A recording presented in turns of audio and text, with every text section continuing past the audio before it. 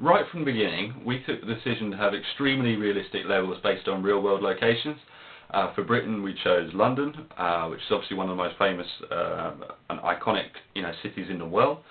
The only problem we had there was the sheer amount of famous locations in the city. I mean, it's just full of historical palaces, churches, theatres, bridges, and so on. I mean, there have been a few games in the past that have had London-based levels, but they tend to only use 2 or 3 landmarks, like Tower Bridge or Westminster Parliament Building, and they give you the impression that that is the whole of the city.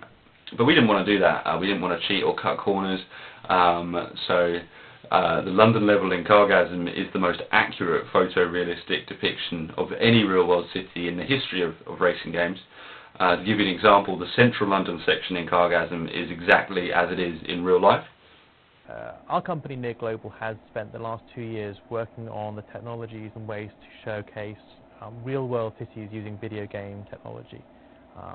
That means taking the kind of data and the measurements and things we can use to actually acquire accurate data from a city environment and turn it into the kind of thing you can actually show in a video game or another interactive product. To do that, we looked at a few different technologies, and the one we found to be most suitable for this is called LiDAR, Laser Imaging Detection and Range, which lets you bounce lasers off the built environment and create a ghost-like image of the scene. It's used by surveyors mainly to measure for changes in distance and changes in movement in buildings. Our partners at ABA also use it for checking where the electric lines on railways and other kinds of things so they don't get hit the trains. We use it to measure buildings, and here's one we made earlier. It's a scan around BBC Broadcast House.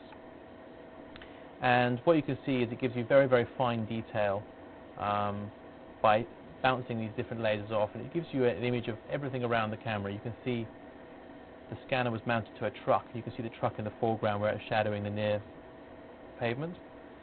But everywhere there's no shadowing, you can see very, very fine detail. Now, each of these scans is bringing off millions and millions and millions of points. And all they are is that they're points. They're not actually surfaces. It's not like a photograph. It literally is a point. And if you look at the file this throws up, it's literally X, Y, Z, which are points in space. Millions and millions and millions of them. Now, what it's good at is giving you lots of detail. What it's bad at is making it usable for a computer to actually process at the kind of speed that a game needs to do, 30 frames per second. So what we do is we take that data into another program and we clean it up. We process it and we bring it back to the point at which we can actually get rid of all the foreground data, get rid of all the shadowing, clean it up, and take it from hundreds of millions of points here to several 100,000 points here, which is still a great deal of data. But you'll see when we get close up that actually you can see the individual points, and they're about 5–10 millimeters apart.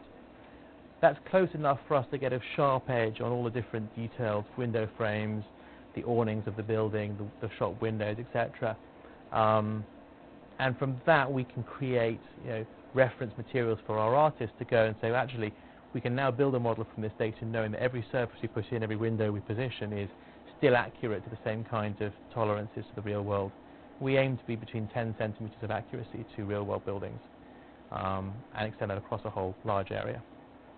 And this is the finished model that we were looking at just now in the scan data, finished by the modeling team and put into the application. So you can see we've got all the same degree of detail that we had in that scan, but it's now just the kind of model you expect to see in a kind of an interactive application. So you can get really close into it, and now it's got color, light, texture. We've got to build a process that lets us actually create components and use those components to make these buildings relatively quickly from that kind of data. And it gives us a very, very high quality, in fact, game quality asset. It also means that we can create low quality versions of the same building quite easily as well. But of course we can do much more than that. With a model like this, we can now change the lighting on the whole scene. So rather than it being like a Google Street View where you've got a photograph which is one point in time, with this we can play with it and we can do things like change the time of day. So